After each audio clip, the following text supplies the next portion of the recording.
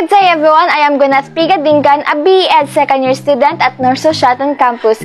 My topic is about the ICT National Policies that are applicable to teaching and learning. National Policies.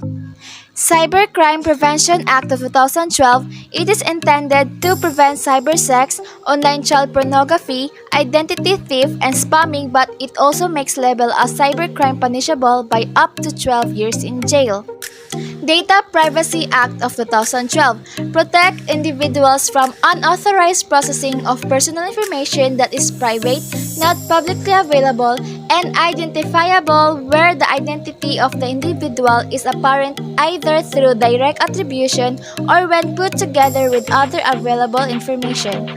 Safe Spaces Act to address existing gaps and issues on equality, security, and safety of both women and men in private and public spaces. E-Commerce Act of the Philippines, an act providing for recognition use of electronic commercial and non-commercial transaction and documents, penalties for unlawful use thereof. Executive Order No. 810 S 2009 institutionalizing the certification scam for digital signatures and directing the application of digital signatures in e-government services.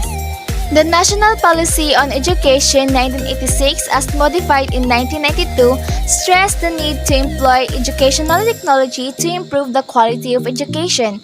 With the convergence of technologies, it has become imperative to take a comprehensive look of all possible information and communication technologies for improving school education in the country. The initiative of ICT policy in school education is inspired by the tremendous potential of ICT for enhancing outreach and improving quality of education. This policy endeavors to provide guidelines to assist the state in optimizing the use of ICT in school education within a national policy framework. The government has acknowledged the need for ICT training and education in the schools, colleges, and universities, and the improvement of the education system as a whole. The deployment of ICT into education will result in the creation of new possibilities for learners and teachers to engage in new ways of information acquisition and analysis. The National ICT Policy 2014 is aimed at supporting the realization of the national vision. The broad policy objectives of the National ICT Policy are to build a knowledge-based human capital, promote innovation in economic and social systems, expand ICT infrastructure and its integration throughout the country, deepen utilization of ICT services by government, private sector, non-government organizations and citizenry, enhance research and innovation in ICT products, applications, and services, and improve ICT governance and environment in Uganda. The guiding principles for the National ICT Policy will include but not limited to the following: enhancing private-public partnership in delivery of ICT infrastructure and services, ensuring universal access to basic ICT infrastructure and services, technology neutrality of ICT services, integrated ICT facilities and services consistent with technological convergence.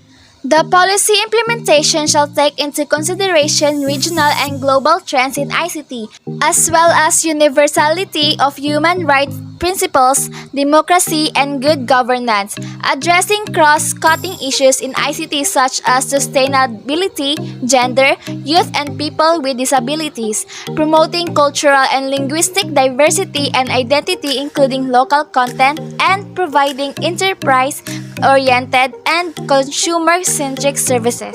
How to effectively use ICT in education today. The changes that we have all borne witness represent a significant period in our lives. These changes have been technological in their nature. With most of the world in lockdown due to the pandemic, people are working from home if they can.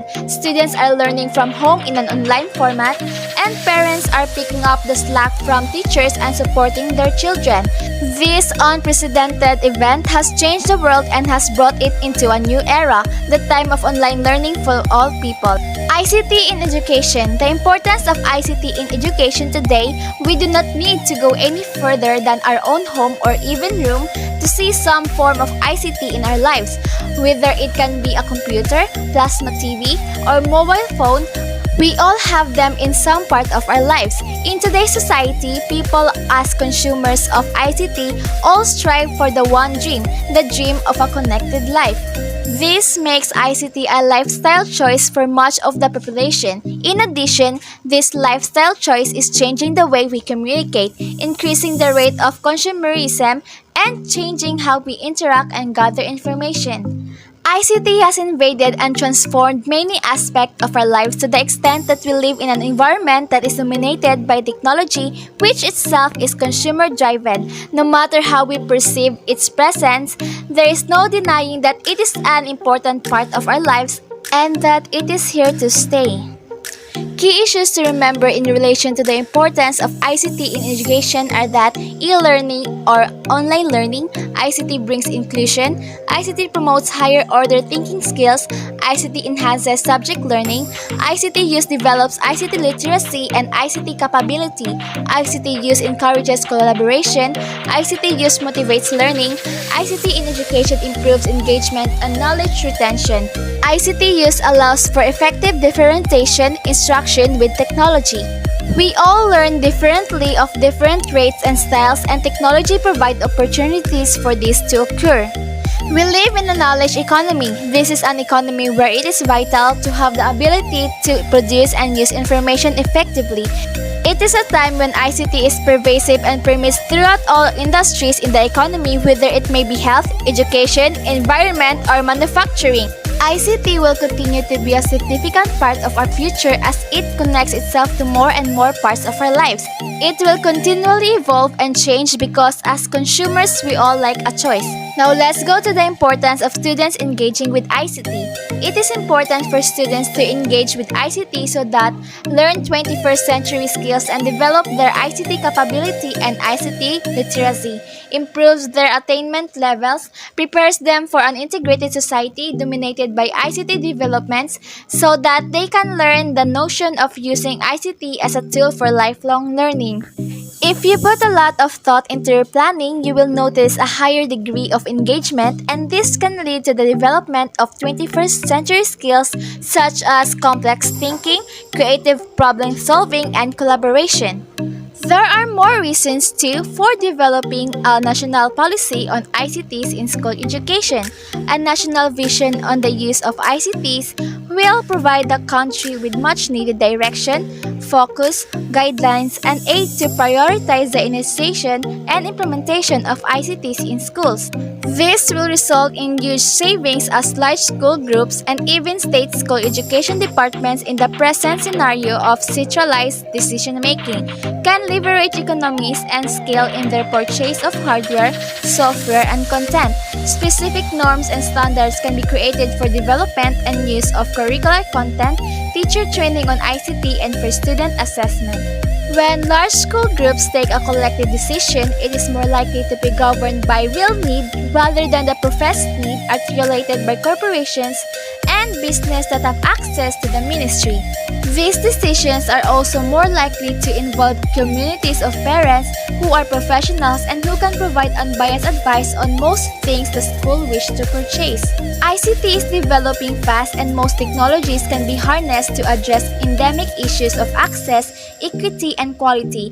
Delay in adapting to ICTs can cause loss of precious time and deprive many school-leaving teenagers the possibility of exploring new career options that require a good understanding of technologies.